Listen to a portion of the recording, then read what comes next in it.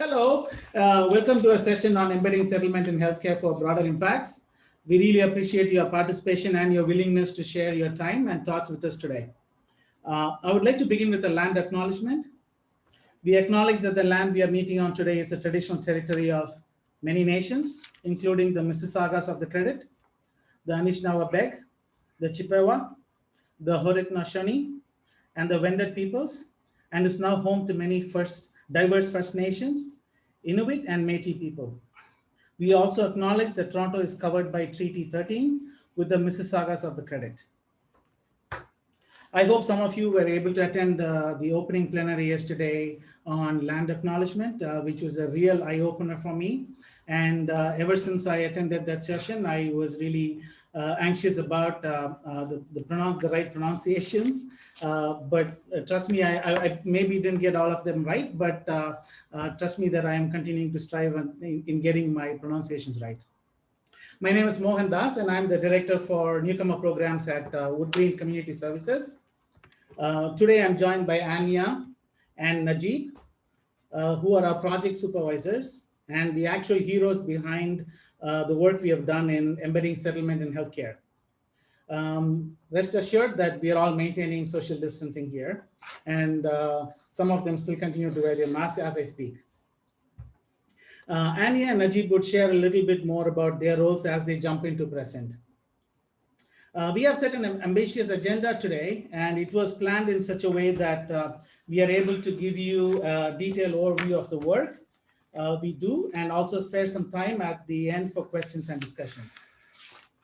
So as you can see, we are going to be covering the problem statement is essentially to give you an overview of why these two projects were implemented, the reason why we started it, and why we continue to stay engaged in that. We will be giving a program overview of both the projects and then talk about project partners, case studies. Nadjib will talk specifically in depth about the interprofessional primary care team project, the team members involved, the settlement role within the IPC project, who we serve, and some of the partnerships that we have developed through that. While Anya will focus on talking about the Newcomer Wellbeing project, which is our IRCC SDI funded project, and she'll be talking about the elements of the project, including some experiences, sharing some experiences, and we'll finish up with some conclusions and lessons learned, and we will open up for questions and discussions. If at any point you want us to repeat anything that we said, please share in the chat section, and we will continue to monitor the chat section, and we will probably repeat whatever you wanted repeated. So access to timely and appropriate healthcare services have always been a challenge for newcomers. And we have now also seen how the current pandemic has exacerbated the inequities in healthcare access for newcomers. A recent study by ICES, which is the Institute for Clinical and Evaluation Studies, shows that while newcomers make up only 25% of the population in Ontario, yet they have an infection rate of over 43%. If you look at population subgroups within that, the refugee population has an infection rate of 10%, while mainstream population groups had an infection rate of about 2.9%. Now, these are all data from the first wave. So my fear is that these numbers have actually gone up as part of the second wave, because we are seeing much more cases as part of the second wave. Now, these incidents are not random occurrences, but really highlight the historical inequity in healthcare access for newcomers, particularly those with lower human capital. So if we were to take a closer look at why these challenges exist, we can clearly see two sets of issues, one that's population specific and one that's system specific. And if you look at population specific, what is strange here is that the social determinants of health are very similar to the social determinants for successful settlement and integration. We're talking about determinant issues like housing, employment, income security, social supports. These are all common for both outcomes, for health outcomes as well as settlement integration outcomes. So the challenge is that for newcomers, when they have barriers to meeting some of the social determinants for settlement outcomes, like employment, income security, and housing, it it's a double whammy for newcomers because it is the same determinants that also support them in their positive health outcomes. So it is a double whammy for newcomers. On top of it, there are other challenges. There are settlement-related stresses that newcomers go through as part of the settlement process, which also creates barriers for them in terms of their health outcomes. We've all heard about the healthy immigrant effect, which clearly points to a deterioration on health indicators over time for newcomers. People also come from different countries where there's a different model of access to healthcare. Some newcomer populations adapt an illness-based approach to healthcare, where they only seek healthcare support once they are ill. So if you're ill, if you're sick, then you go to the doctor, right? So the concept of wellness approach is not there in certain communities. Wellness approach, which includes things like routine tests and checkups. This really affects newcomers with chronic issues such as hypertension and diabetes. And also data shows that cancer screening is much lower among newcomers. Studies have also shown that a lower number of newcomer men are attached to family doctor or primary care, as they mostly use walk-in clinics as part of the illness management approach.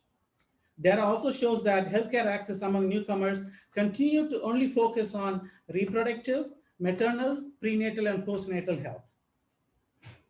Another challenge, which is population specific, is the issues around health literacy and cultural dynamics of understanding health. For example, if you take the Tamil newcomer community in Toronto, if you take the Tamil language, there is no exact word that describes depression. So the closest we have to the word depression is mental fatigue. Right? I'm not saying that the Tamil community do not have an understanding of mental health issues, but what I'm saying is that their interpretation of mental health, as well as its effects, is very different from the Western interpretation of mental health and its effects. This creates a lot of stigma for the Tamil community in terms of accessing mental health supports. Also, a sizable number of newcomers come from countries with social unrest, war, or conflicts, and have experienced trauma. So this adds another barrier, another layer of challenges for newcomers with trauma in terms of successfully accessing healthcare. Now, while these are all population specific, what makes it even worse are the system specific issues. So things like lack of language specific and culturally competent mental and family health services, a lack of culturally competent trauma informed care, lack of coordinated care between social and health services.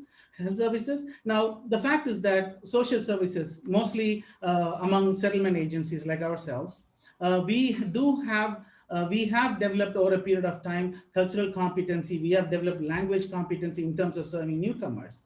But the lack of coordination and partnership between settlement agencies and healthcare providers make it really difficult for newcomers who access healthcare services, because there they do not find the same cultural competency or the language competency there.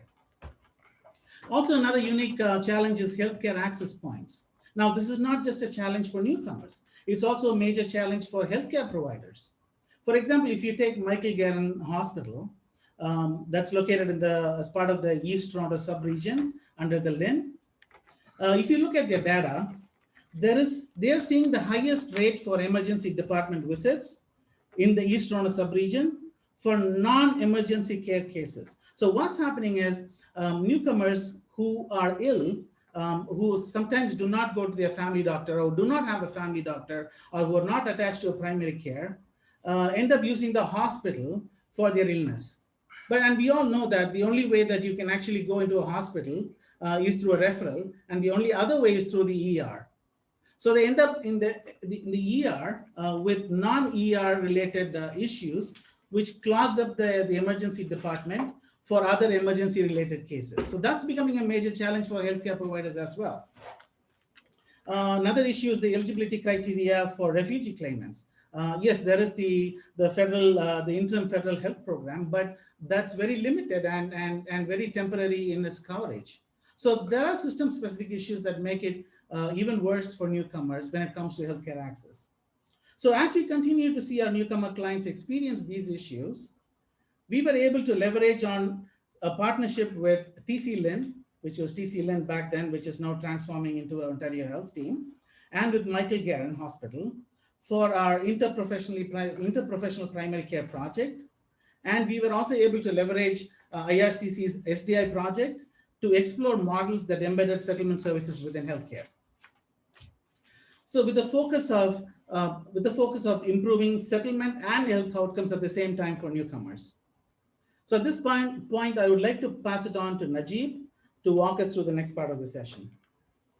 Okay, thank you, Mohan, for that opening remarks as well as the problem statements. I hope everyone can hear me clearly. My name is Nadjib Alamyar. I'm the Supervisor Newcomer Coordinated Care with WoodGreen Community Services. I have been working in the healthcare system and trying to implement non-medical services in healthcare settings since 2017. Prior to that, I have worked in newcomer employment as well as housing. Some of you might know me from other presentations that I'm quite passionate about ensuring easy access for newcomers in the community at the right time and the right place. So today I'm hoping to present on two unique, innovative models that are interprofessional care project and newcomer well-being that WoodGreen is a leader on implementing it. WoodGreen Community Services is a leader in developing innovative and unique programs to tackle critical social issues in the East End of Toronto. The first model that I would like to present on today is the Interprofessional Care Project, which initially started in 2017 with the goal to implement non-medical newcomer services in the primary care settings to address social determinants of health for individuals with an immigrant background to achieve positive health outcomes. The emphasis really in this model is the health outcomes through non-medical interventions.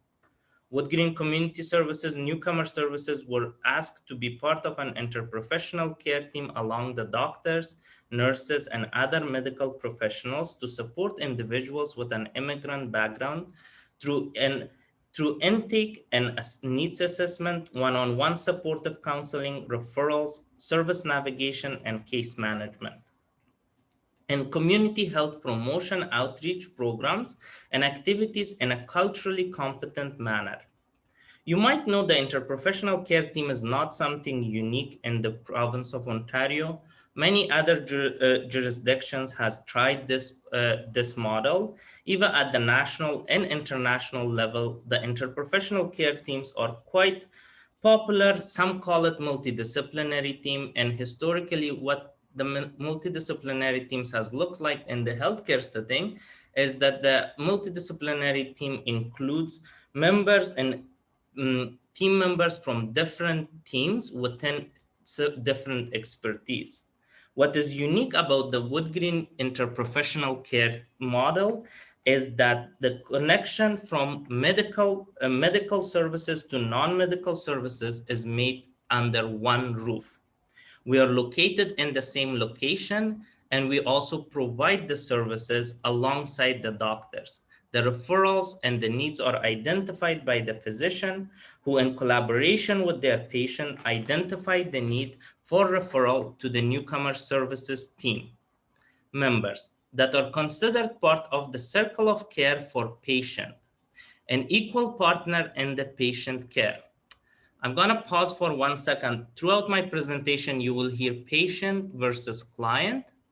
I'm hoping I don't confuse you with the terminology. When I'm referring to patient is really the connection between the doctor and the patient. When I'm referring to the client is really the connection between the patient who was referred from the doctor to the newcomer services and my team, which is the newcomer services who provide the service.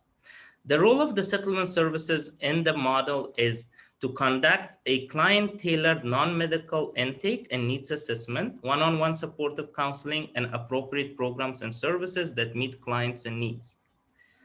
Our hope is that throughout this presentation, we will highlight how the model elements produce measurable outcomes for clients and the benefits of why including settlement services in the healthcare teams could produce fruitful results for newcomer integration. The second model that we will be presenting on today is the Newcomer Wellbeing project, which stems from interprofessional care team learnings and is an innovative model that aims to connect newcomers, permanent residents, and convention refugees to a range of community services to improve their well-being. The focus on the Newcomer Wellbeing project is really the newcomer well-being. How do you ensure the well-being outcomes of newcomers through non-medical intervention? What is unique about both models is their ability to guide and assist clients through complex systems. Before I dive into the model, I think it's always helpful to run through some case studies and some of the successes of the program. And the model, before I dive into that, the model was started, as Mohan mentioned, through the Toronto Central LIN. In 2017, the IPC project started, and in subsequent to that, we have expanded it to Newcomer Wellbeing, which is funded through the Immigration, Refugee, and Citizenship Canada. And the partners in the model are medical, non-medical organizations that support, that work together collaboratively as equal partners to come up with programs and supports that addresses some of the complex needs of the clients. Just to give you an overview, a quick idea of how both projects start, how the models work, I think it's always helpful to run through through a case studies.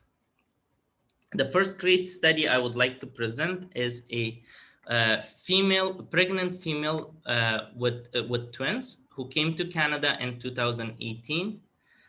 Her husband is overseas because in Canada, due to it could not find some career opportunities that met his skills. So he is back and forth between the two countries. And his wife is pregnant with twins and he lives alone, trying to learn the language and integrate into Canadian society. The client in question does not have any family members and also lacks any social connection with locals. Her only support system includes her family physician, and she visits the physician frequently for all kinds of support, medical and non-medical. The last visit before the referral to a member of the newcomer services team, she had disclosed to her physician her anxiety about what it would look like for her to care for her newborn alone. This could be a case at high risk of postpartum depression, at which point the physician consulted with the settlement team members and discussed whether client could qualify for any support at home. Now, I would like to pause. I know we are in virtual world and there is very limited opportunity for interaction. Usually I'm really used to see your faces, but I hope we can still participate. I'm gonna pose a question, and for those of you who is comfortable to type in the Zoom chat, please feel free to participate. I'm really hoping that you will be able to participate. I'm gonna ask the question. Please type your answer, but do not hit the enter yet. I will count to 3 to hit the enter. The question is, given the profile of this client, what support service do you think this client could benefit from? So please type your answer. Do not hit the enter button. What support service do you think this client could benefit from? And I will give you the heads up to hit the enter button. So again, based on the profile, 27-year pregnant woman with no family in Canada, as well as no support. What what support could they immediately benefit from? On the count of 3, 2, 1. If you are able, please press enter. Public health nurse, doula, midwife, birth partner, baby welcome wagon, connection with social group. For example, women's group, connection with pregnancy group, connection to midwife or doula, settlement support and CHC outreach, PH nurse. Those are all awesome answers, but I'm hoping I will give you some context to it. One support that this client could benefit the most from, as most of you mentioned, is the doula services. As she would, and the reason I say that is that there is a difference in the province of Ontario between midwives and doulas.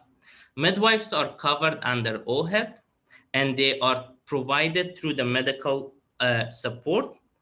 And client has the option to opt up for the physician support or a midwife. Midwives are healthcare professionals who provide government-funded expert primary care to pregnant women and their newborns through pregnancy, labor, birth, and the first 6 weeks after birth. In Ontario, you can choose to have a midwife or a doctor, not both. So if you opt to have your physician and physician support, the midwives are not supported. Some CHCs offer free midwives support alongside the doctor, but the general requirements are you can choose one or the other. However, through settlement teams and needs assessment, where we look at the individual as a whole, and with the client, we decide what can help her, and together with the client, we navigate the system to ensure access. In this case, we agreed that she needed more support than just medical care because she lacks social network. She has no connection to the community, at which point the conversation about the doula started. Doulas, on the other hand, other than the midwives, are companions that help women through the birth of the birth, as well as provide social support and culturally competent support. Given the settlement team's expertise and service navigation, we were able to secure free doula services for the client. And if you are a resident of Ontario, generally speaking, people associate doula services with paid services. However, there are some nonprofit agencies that provide free doula services. Now, I will pause and ask a question again, and again, the same rule applies. Do not hit enter before I count to 3. And the question is, why could the doctor not make a referral to the doula? And how could this referral to doula services fall through the cracks? So with one word, why can't doctors make the right connection to the doula services?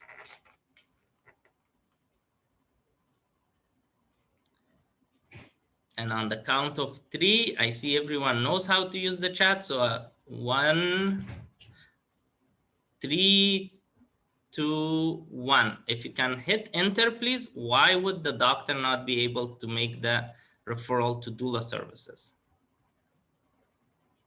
Okay, doctors may not be aware, may not think doula services are worthwhile, or not know who to refer to. Doulas are not regulated. That's an awesome answer.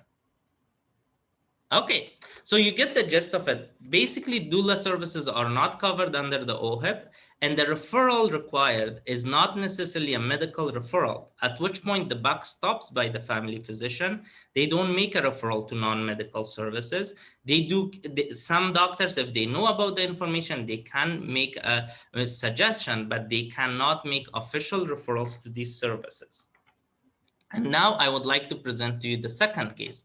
The second case is, I'm sure everyone on this call is familiar with this, is a refugee claimant who who receives fixed income from government benefits for their day-to-day expenses, and it's about $733 per month, and from which they have to pay for their shelter allowance and other expenses.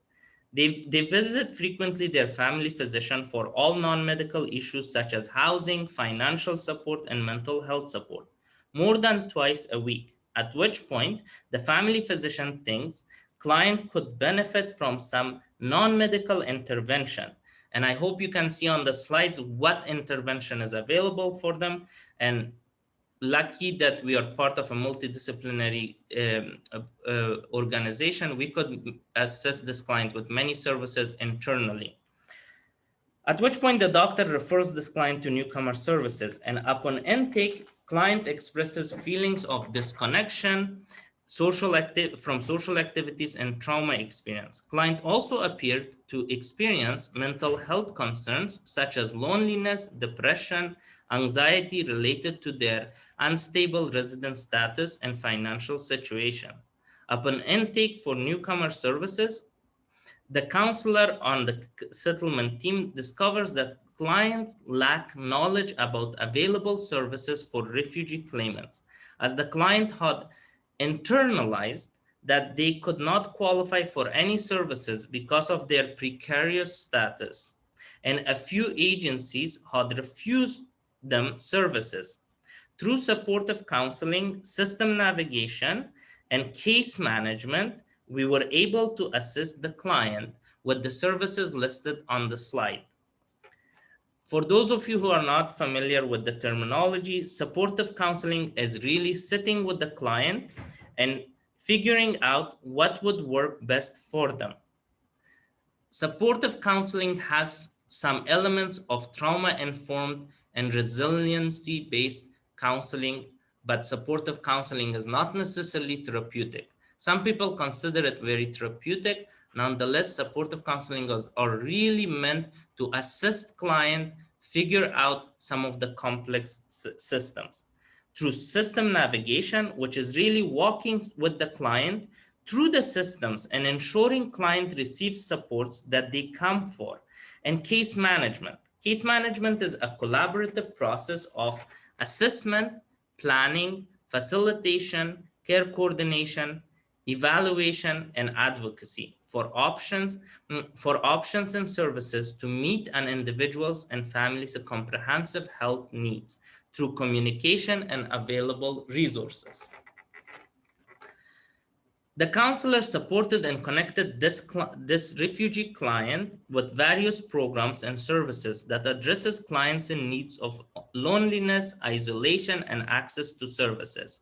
What is really great about this case, and my personal favorite, is that the client visited their family physician 3 to 4 times a week for the non-medical issues. After meeting with the settlement team, the frequency of visits have dropped to once a month or once every 2 months. However, the client has access to a psychiatrist whom he visits monthly and attends daily programs to address his social connection and loneliness issues. Just full disclosure, these both cases we have tried to protect their personal identifiable information. They have both given us full consent to present, as well as would like to share their stories, as they have explained to us how challenging for them it was to go through the complex systems. And they hope that through sharing these stories, we can help others understand what true collaboration means and how we can support clients. But we still have tried to protect their identity because of their vulnerable categories, and have not shared any personal identifiable information in terms of name, pictures, or anything that could jeopardize their situation. So how do we do this? How do we accomplish these results? Just to go a little bit back, to give you a little bit more context, we were in 2017 asked to be part of an interprofessional care team to address complex needs and social determinants of health for newcomers and individuals with an immigrant background in a community with high numbers of immigrant population. As you can see in the picture, I hope on your screen you can see it clear. It's really about 6 buildings near Victoria Park with about 7,000 residents in the 6 buildings. The neighborhood is called Taylor Massey neighborhood, which is in east end of Toronto, with about 72% of the population having an immigrant background compared to 58% of the city average. The target community was also identified as having the highest hospitalization rates for mental health condition. A team of medical and non-medical professionals were formed to work alongside each other for better health outcomes. This is what the team currently looks like. It includes members of the medical team, which are community care specialists, registered nurses, family physician, medical doctors, and doctor's assistant, and other healthcare professionals, and the non-medical IPC staff, which are members of my team who are called case counselor specialists.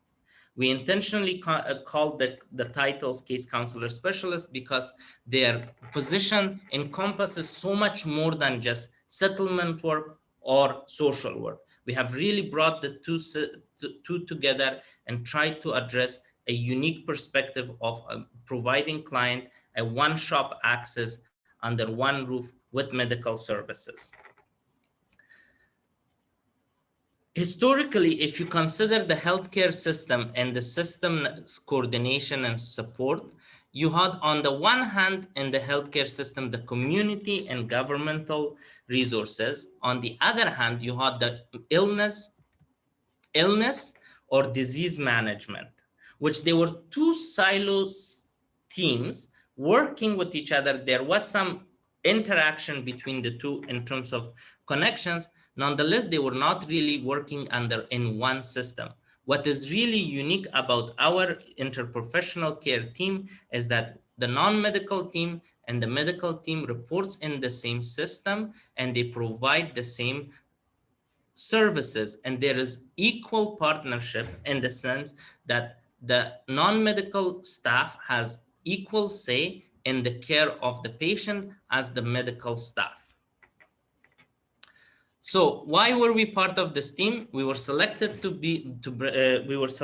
bring to this team because of our settlement expertise. Settlement expertise includes needs assessment, short-term and long-term planning, information sharing, orientation, and support to access free programs and services. I'm sure many of you know each of these terms out heart. Services currently that we offer through the interprofessional care team are primary care offered by the medical doctors and medical professionals, supportive counseling offered by case counselor specialists, mental health support offered by case counselor specialists.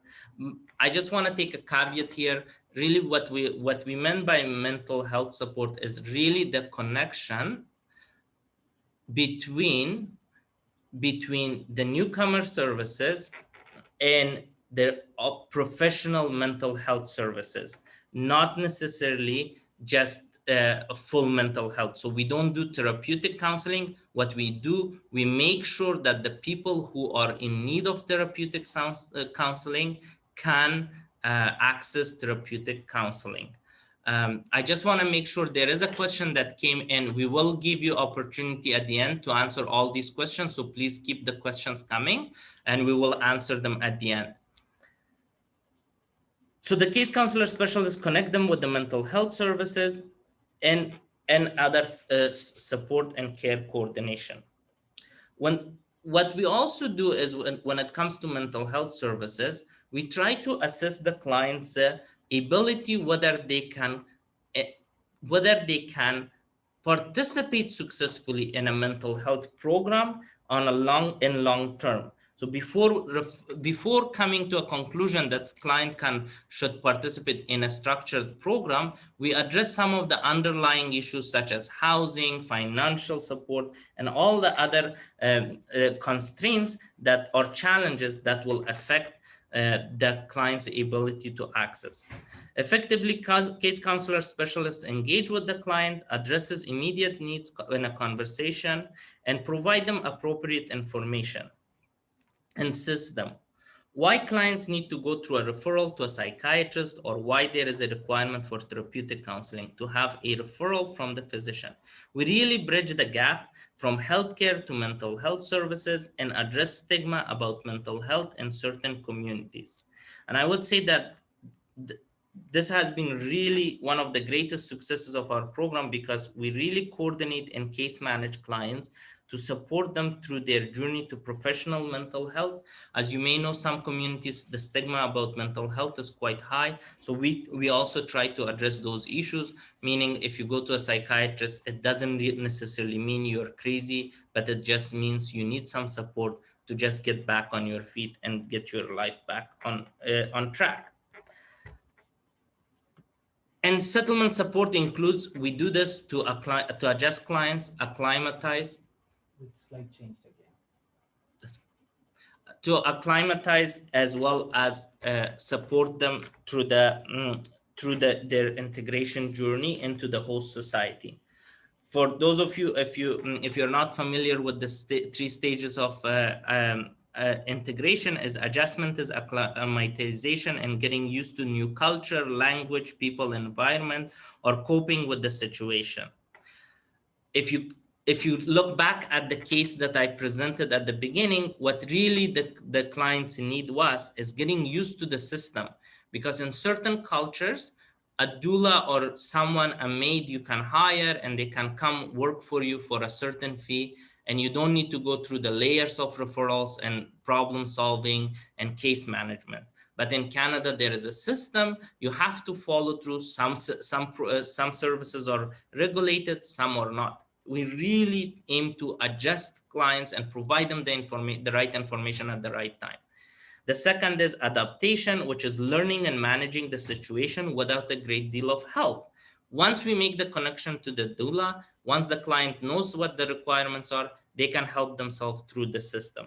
And integration, actively participating, getting involved, and contributing to as a citizen of a new country. In the case of refugee claimant that I presented to you, one thing, if you noticed, the client is connected with our volunteer services and actively volunteers with certain programs that brings them in contact with Canadians and Canadian society, where they can learn and make friends and start building their lives.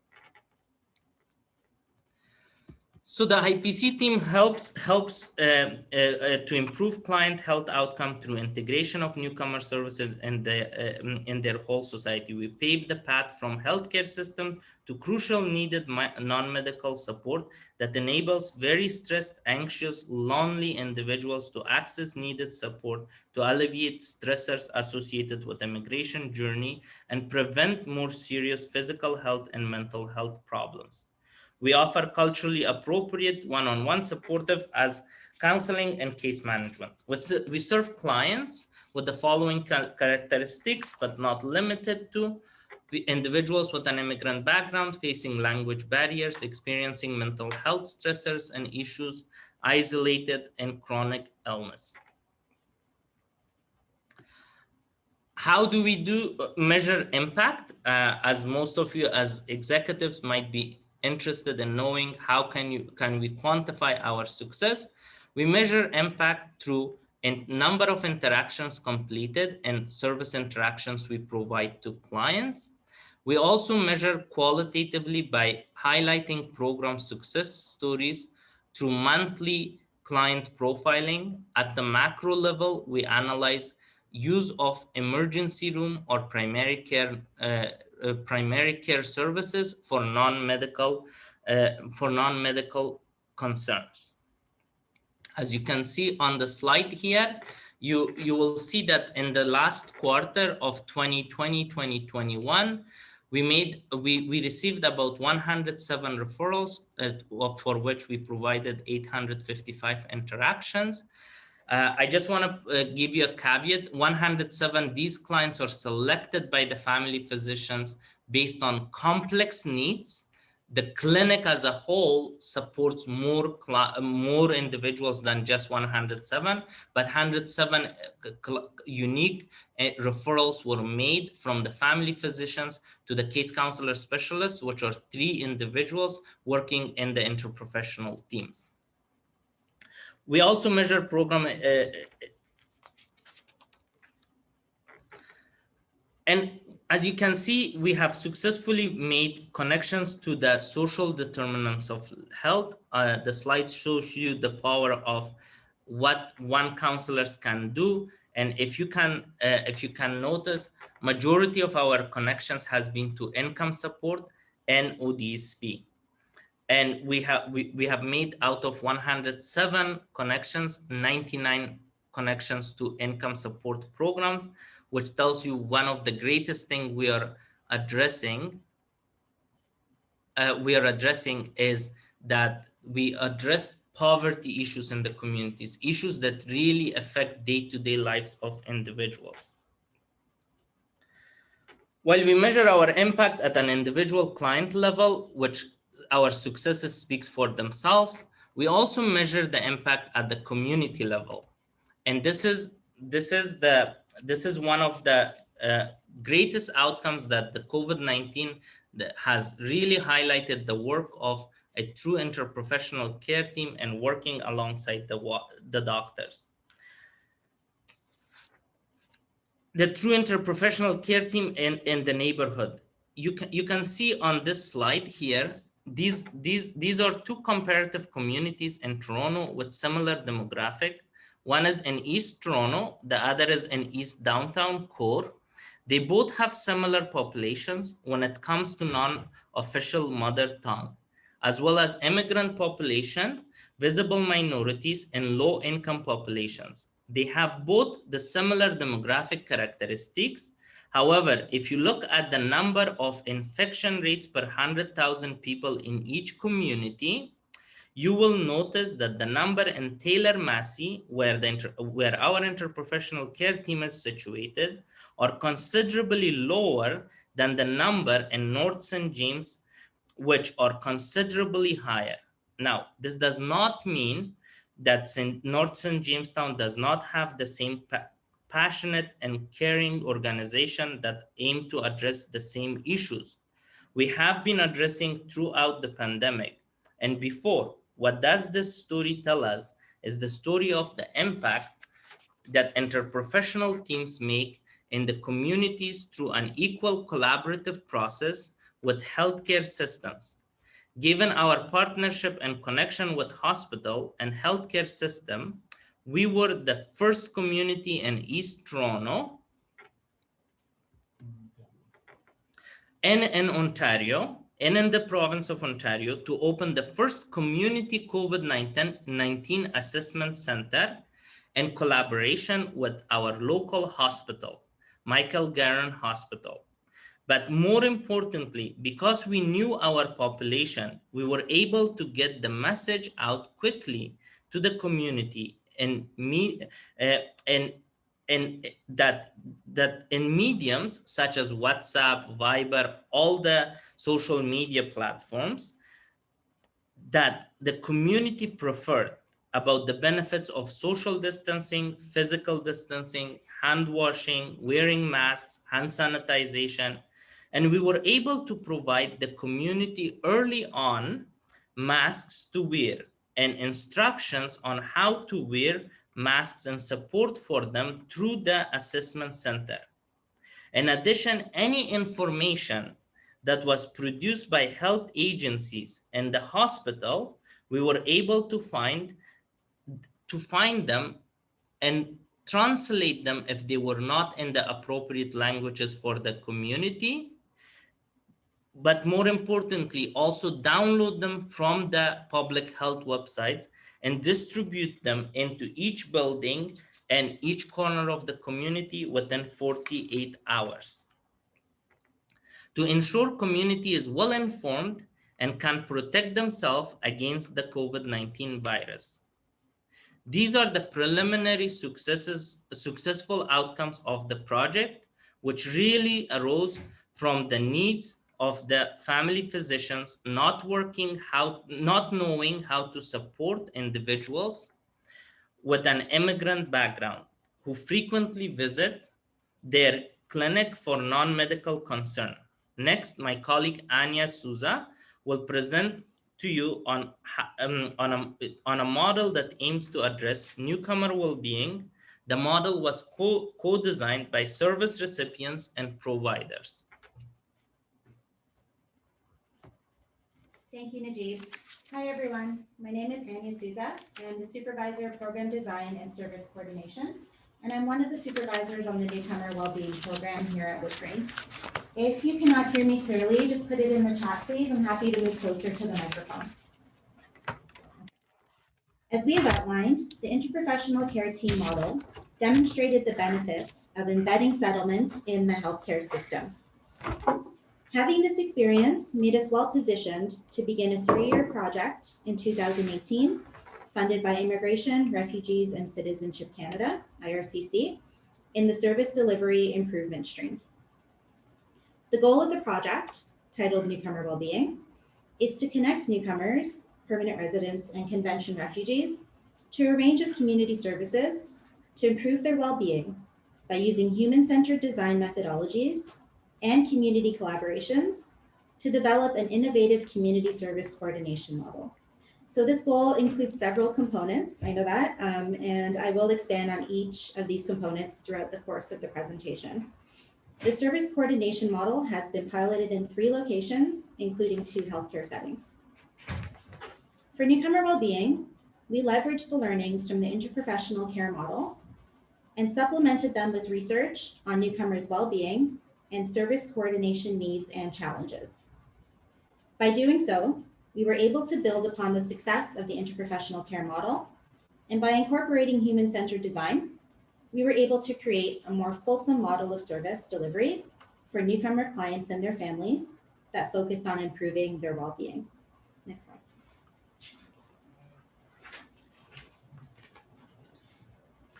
One of the fundamental components of the project goal is human-centered design. You may be familiar with this term or the similar term co-design. I've included a definition of human-centered design here. Human-centered design is a creative approach to problem solving, one that starts with the people and ends with innovative solutions tailored to meet their needs. Human-centered design intentionally includes the people you are designing for in all stages of the process, whether it's designing a product or, in our case, a service coordination model. Our human-centered design process included newcomers to Canada, WoodGreen staff from various program areas, and representatives from agencies outside of WoodGreen. We wanted to convene a diverse, multidisciplinary group in our human-centered design activities, including representatives from sectors outside of settlement. It remains important for us to include diverse voices in all phases of the project, including the discovery phase, the ideation, and implementation phases. Some human-centered design activities we engaged in included interviews and focus groups. We ensured that interpretation and translation services were available to all participants to increase access to participation. For each of these sessions, we engage participants in structured activities in order to better understand what well-being means to newcomers and what their service coordination needs and challenges are. Our activities included the use of personas, journey mapping, and storyboarding to elicit creative ideas and new possibilities. The co-design working group, again comprised of newcomers to Canada, WoodGreen staff, and multidisciplinary agency representatives, engaged in prototyping or testing the service coordination model, producing rapid feedback on each of the model stages. This allowed us to take an iterative approach with the model and its corresponding processes and tools. Engagement with the co-design working group is ongoing throughout the duration of the project. As I've stated earlier, the ultimate goal of the Newcomer Wellbeing Project is to address newcomers' well-being needs. So what does well-being mean to newcomers? The research has shown us that there isn't one single right answer. As we all know, newcomers to Canada are not a homogeneous group. With that being said, the research, including the human-centered design activities, did highlight some reoccurring themes regarding well-being.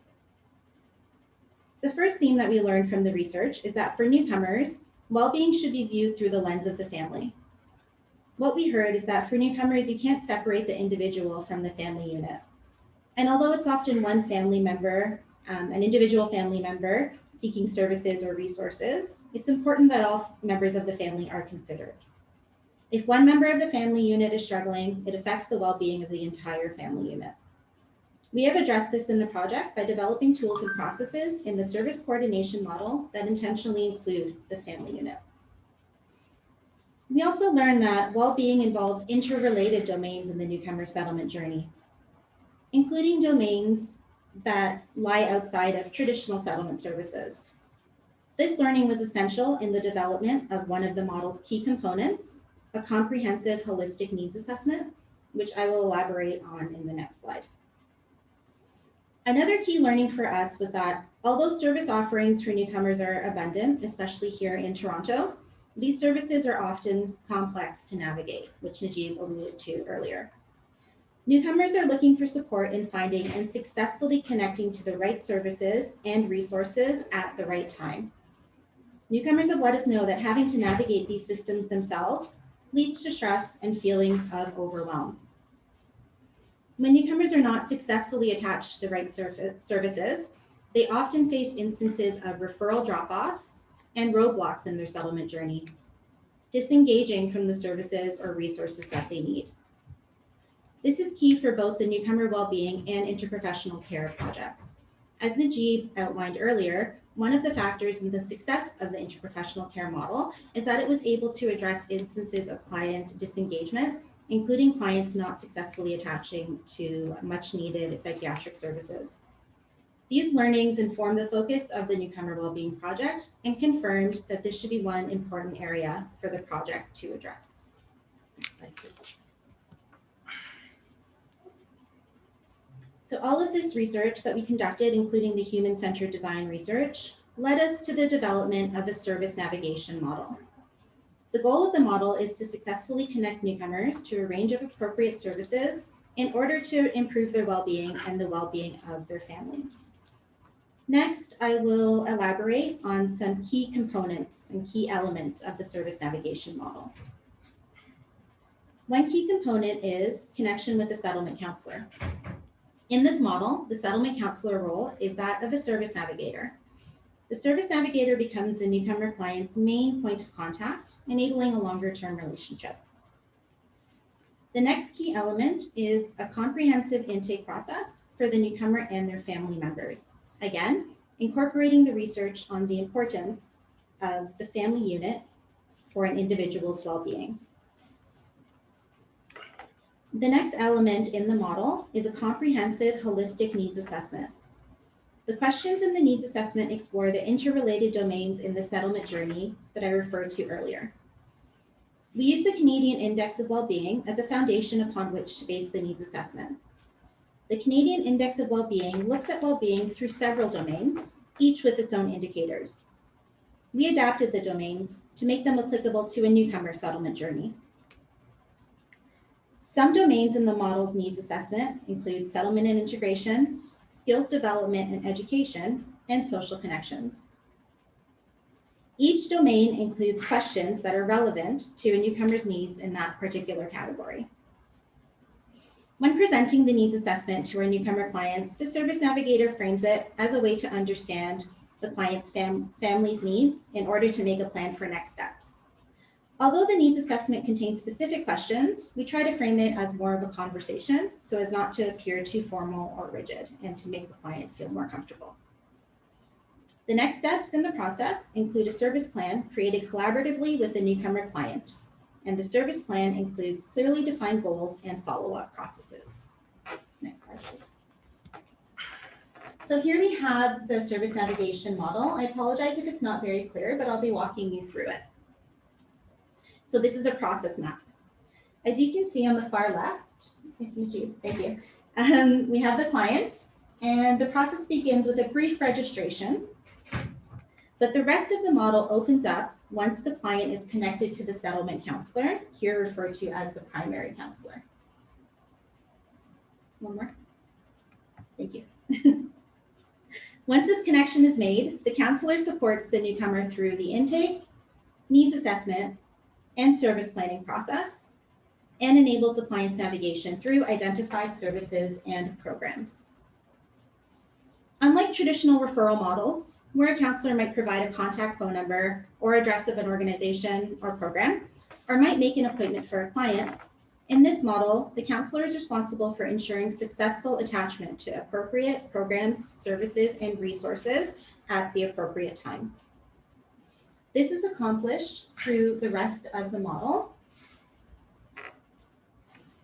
through clearly defined service planning and follow-up processes and tools that ensure that newcomer clients are successfully attached to the resources that they need.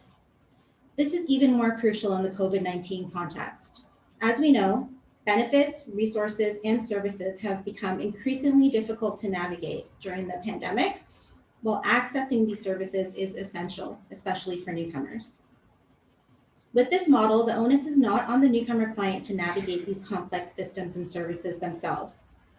The newcomer client and their family members are supported through the entire process, with the service navigator addressing and mitigating any barriers to accessing services that the family might encounter. Ensuring attachment to needed resources reduces instances of newcomer clients facing referral drop-offs and roadblocks in their settlement journey, and ultimately improve client outcomes. One thing I also wanted to mention is that in order to remain client-centered, we have included another pathway in our model. You hover over. This is a pathway for clients who would like information on one or two specific items. And after being offered, they choose not to engage with the service navigation process. For this client population, we provide the information they request and engage in follow-up, letting them know that our full suite of services are always available to them at any time. Next slide, please. Thank you. As I mentioned earlier, we have launched a service navigation model in 3 locations, including 2 healthcare settings. The most recent pilot location is Michael Garron Hospital's emergency department, and Michael Garron Hospital is located in the east end of Toronto. The target population for this pilot site is newcomers referred by emergency department staff for non-medical issues that impact their well-being. Emergency department staff, including physicians, nurses, and social workers, refer clients into the program to address those non-medical needs in a newcomer settlement journey that affect the well-being of themselves and their family members. Here you will see an example of a poster that we use that's directed to the emergency department staff, outlining the program's client profile and referral method. These posters are placed in examination rooms, offices, and other places that emergency department staff access. There's also an option for newcomer clients to self-refer into the program. We have created similar promotional material directed at the patients and translated into multiple language to improve ease of access. Any clients who are referred to the program and don't meet the eligibility requirements of this specific program are served through our other existing programs. We launched the project at this site right as the COVID-19 pandemic was moving into the state of emergency phase. We are currently receiving referrals from the pilot site and hope to expand further during the coming months. In the newly developed Ontario Health Team model, we are one of the settlement services providers to implement services in a healthcare setting. We look forward to continuing our support to newcomers through this partnership. Next slide. The final piece I'd like to share on the Newcomer Wellbeing program is some program impact data on successful client attachment to services, which again is one of the main components of the service navigation model. Because the service navigation model involves high levels of engagement and enables a longer-term relationship with the newcomer client with many interactions, we are presenting a preliminary data sample. As you can see, 100% of clients engaged in service navigation were successfully attached to at least 2 other programs or services in addition to the Newcomer Wellbeing program. What we are measuring here are successful connections, where the newcomer client has identified a need and has been successfully attached to appropriate programs or services or resources to address those needs. In each of these instances, the counselor has followed up with the client to ensure that this connection was appropriate and successful. For example, you'll see here 40% of service navigation clients have been successfully attached to financial services. This could include receiving support from a financial empowerment program or successfully receiving COVID-19 related benefits as examples. We believe that this is promising early data showing that providing that support in navigating resources and services can lead to improved early outcomes for newcomers. Now I would like to hand the presentation back over to Nadjib to discuss some preliminary lessons learned from both the interprofessional care model and the newcomer wellbeing model.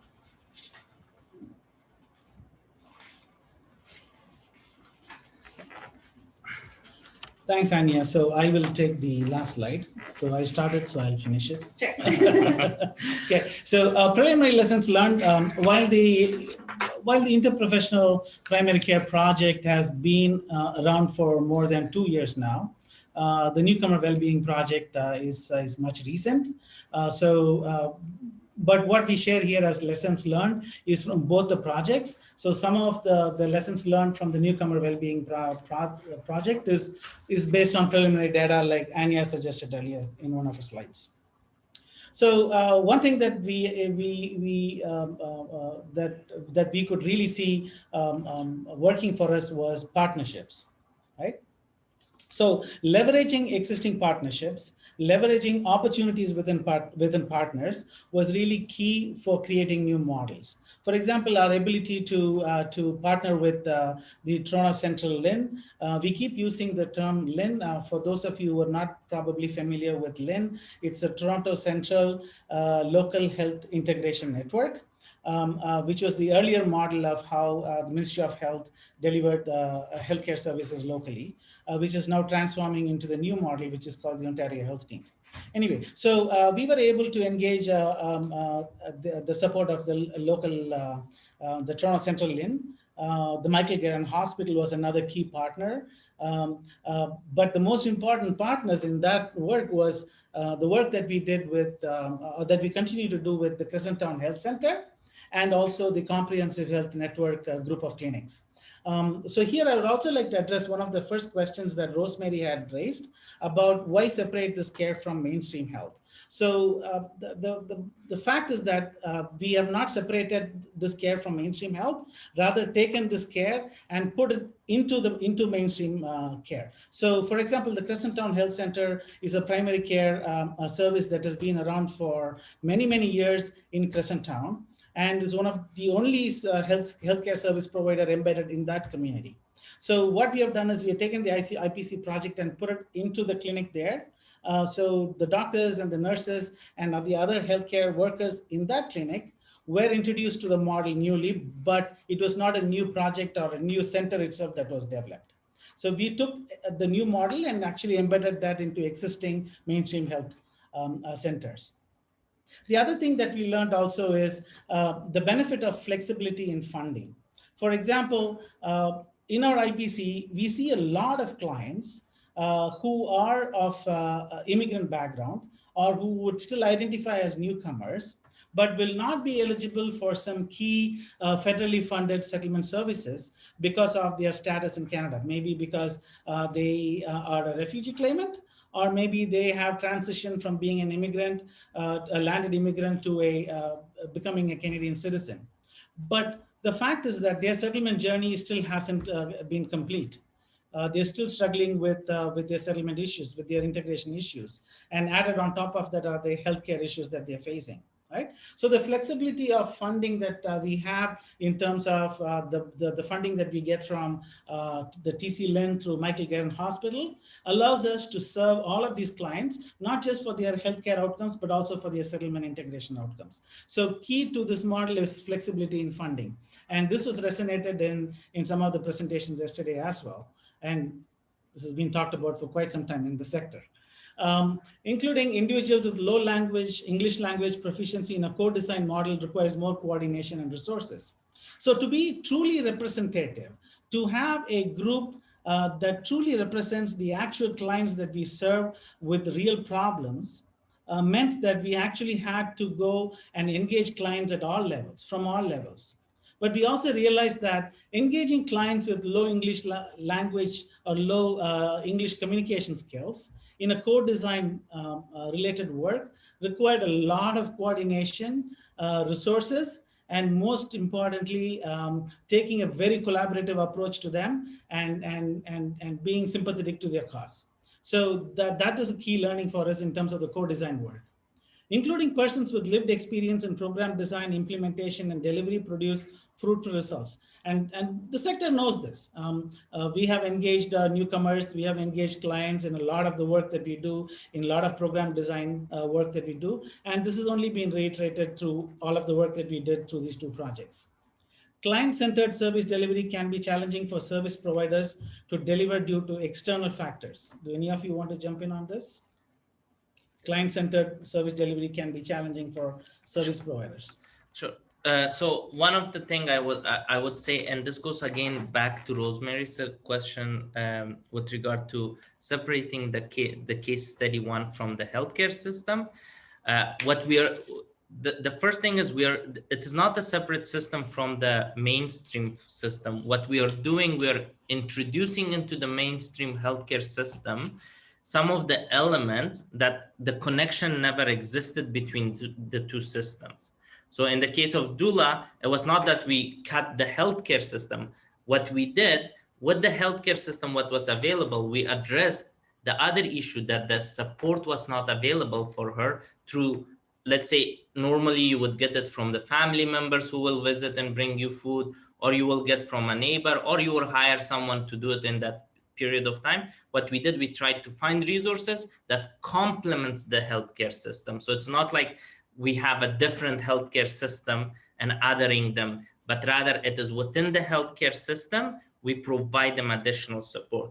What I meant to say by client-centered service delivery can be challenging for service providers to deliver due to external factors. One external factor, for example, is where we operate within the interprofessional care team as one partner, working with the doctors. Referrals are very smooth. We don't face the challenges that other providers face. For example, when we interact with ODSP office, we face the same barriers that we're getting information can be challenging. So we have to again send the client through several different systems, despite the fact that even we don't want it, but it's an external factor that affects our interaction with the client, where we need to still follow certain processes outside our interprofessional care team. These are factors that are sometimes legislative, and I'm sure everyone on this call knows some of the challenges, how system navigation can be really difficult.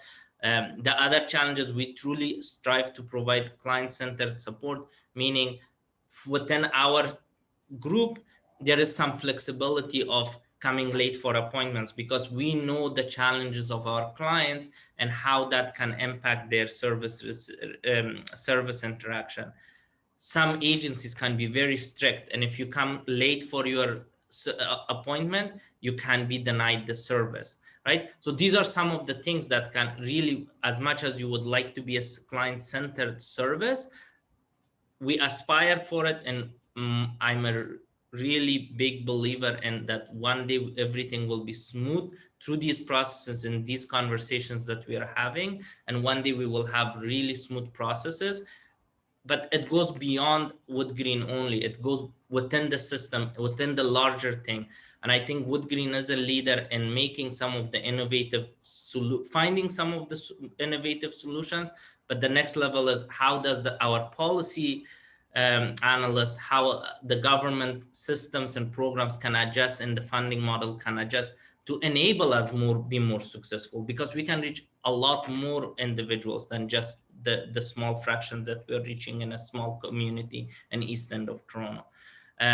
That takes me to being a multi-service agency. WoodGreen is really an agency, if someone is familiar with, but for those who are not, we are in the East End of Toronto with over 36 locations. We are an agency that provides services from birth till end of life. We have PSWs, we have childcare programs, we have housing services, we have financial literacy program, financial services, tax clinic. We run one of the biggest tax clinics in the East End of Toronto. We have newcomer services programs.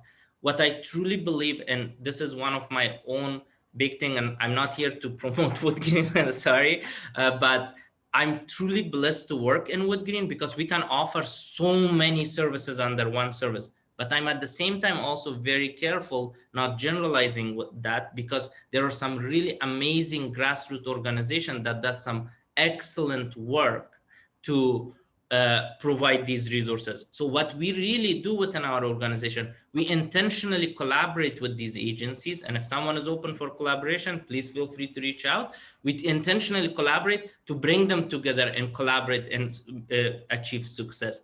And then finally, I would say advanced technology, and I cannot iterate more.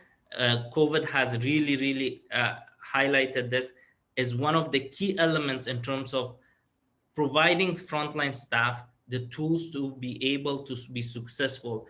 And as you can see today, we tried everything perfect. I hope you could see our faces. We tried to be in one room as a team still, just still have that human interaction. And this is possible because we have these advanced technologies. I know the picture might not be perfect. I promise I will come close to the camera at the end, but there are these things that you need. And advanced technology is one of the tools that we really need to work as a sector leader and as executives to advocate, because generally speaking, in these funding models, technology is seen as kind of given to provide, but technology costs, and there is a lot of things involved in it, expertise involved in it, more product development involved in it. So I think moving forward, this can be a good lessons learned for us, that we need to engage in these conversations and provide. I would just pause for 1 minute. We will be happy to take questions at the end. And there are already some. We have till 3 p.m. I hope you enjoyed the presentation. We tried to do something different in a room with physical distance and all the health precautions, but we will be taking questions as they came. So please feel free to type in the chat box. And I will be reading the question for those of you who are on the phone and answering them accordingly. So if you scroll down, I think the first question is around interpretation, if you want to take that. Okay, so the second question that came is about how do you work with professional interpretation as it is related to access to healthcare? Who pays for it? So in our both models, the NWV model and the interprofessional care team model, we really made our mission to make sure there is enough money for interpretation. In the interprofessional care team model, the Ontario Health Team and the East Toronto, they are the one who pays for it and have made the over-the-phone interpretation services available for all the frontline workers and the healthcare teams. So we have all access to the same over-the-phone interpretation. If there is a need for in-person, currently everyone is interpretation.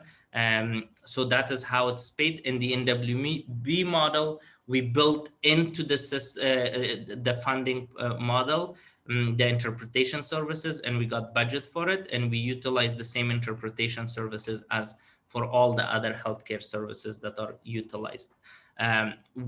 Anyone who comes to our programs and services, and we serve quite a wide range of individuals with wide range of language proficiencies.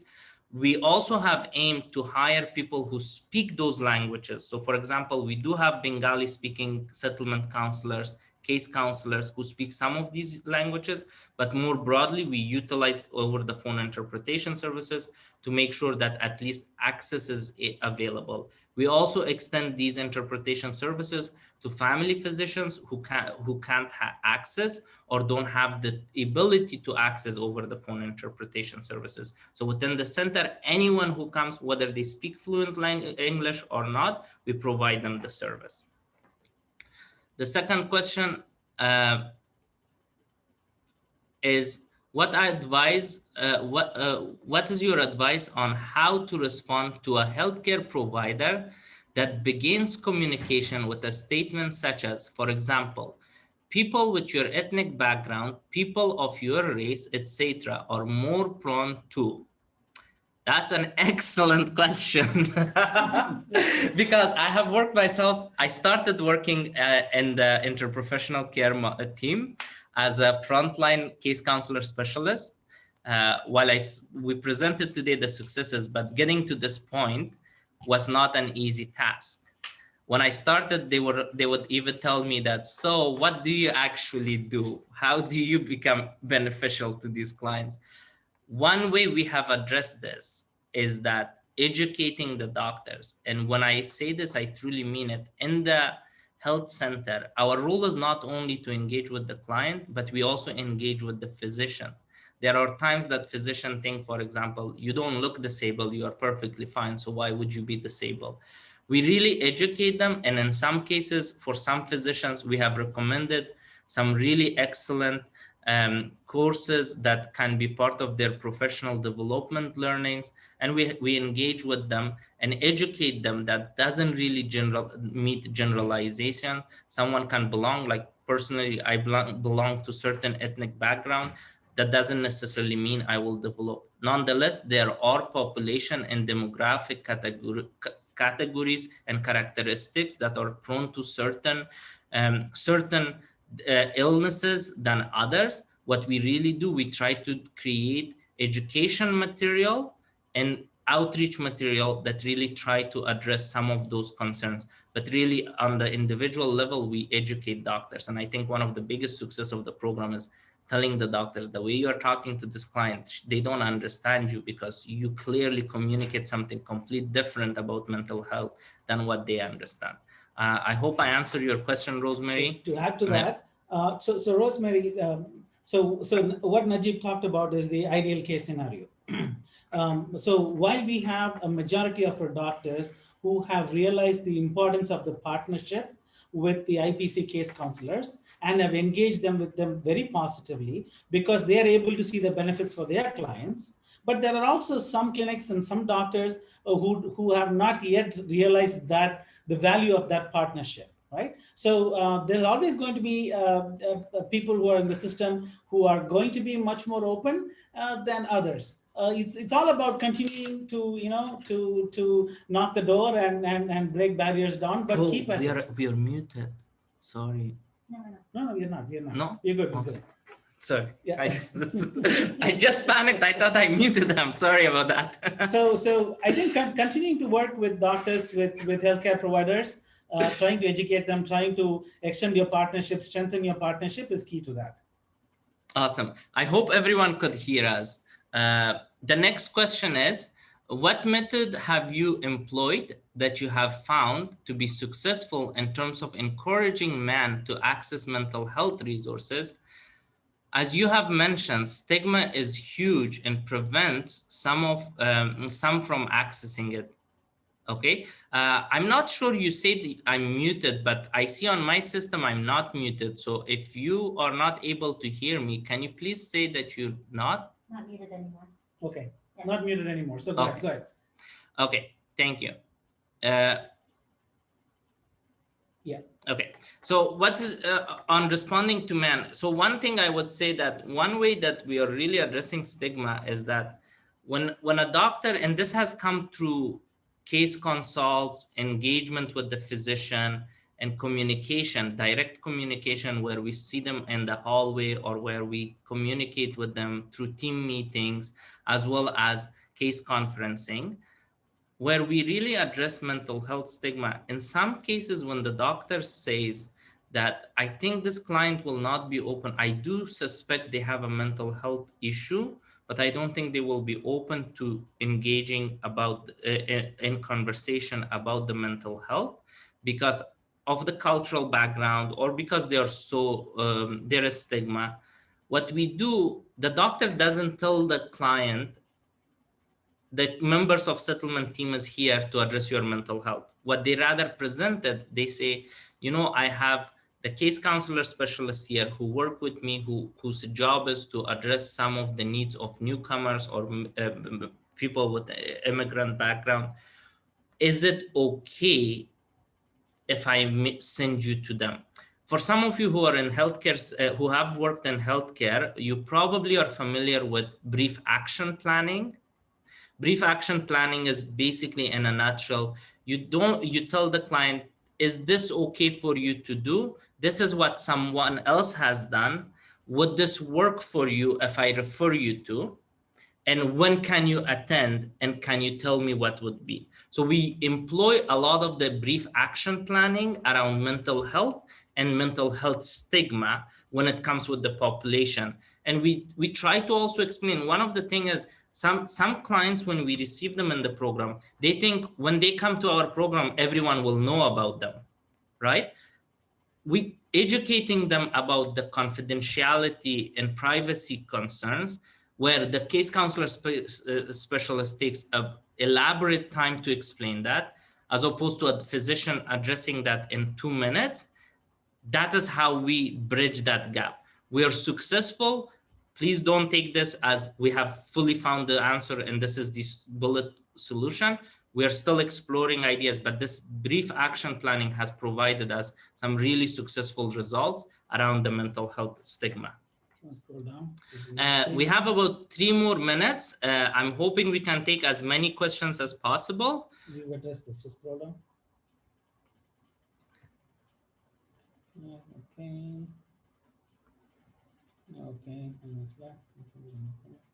Okay.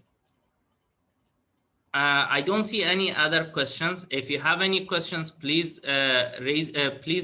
type. One of the majority of the questions were around the systems and how the systems interact. And as I mentioned, I'm happy to answer any questions if they come. You can also email us. We hope we did justice to the program through this virtual presentation. Please feel free to keep connected and connect with us over email if you have any further questions. I hope this was helpful. Thank you for your attention and thank you for your thoughtful questions. These are very helpful conversations that we have, and I hope we can continue these conversations in the settlement sector, because bridging that gap between the healthcare and settlement are one of the key components that will lead to great health outcomes for newcomers. I will pass it to Mohan and Anya for final thoughts before we wrap up the presentation. I don't have anything much to add other than thank you so much for joining us today and sharing your time and thoughts with us. We hope to continue this conversation. You have our emails here. So if you have any questions at any point, if you're thinking about similar models or similar practices within your programs, we will be really happy to talk to you about that. Absolutely. Just to reiterate what Mohan and Nadjib shared, I wanted to thank you guys for joining us today in these new circumstances. I think we're all adapting very well. And again, if you have any questions about either of the models, please feel free to connect with us. I think for both of the models, as we've discussed, you know, the partnerships have been really, really key, and we couldn't have been where we are if it wasn't for our partners in the sector and other sectors. So thank you very much, and enjoy the rest of your day. Thank you. And I wanna just go to the camera to show you our faces in a physically distanced manner. Thank you so much. I hope you enjoyed it. I hope you enjoyed the sitting. We tried to still make it a teamwork. Thank you so much. So we will walk each through the camera so you can see our actual faces if you couldn't see us. But thank you everyone, and enjoy the rest of your day and enjoy the engaging conversations throughout the week. Thank you.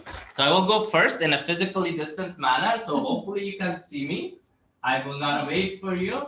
And then next will be Anya.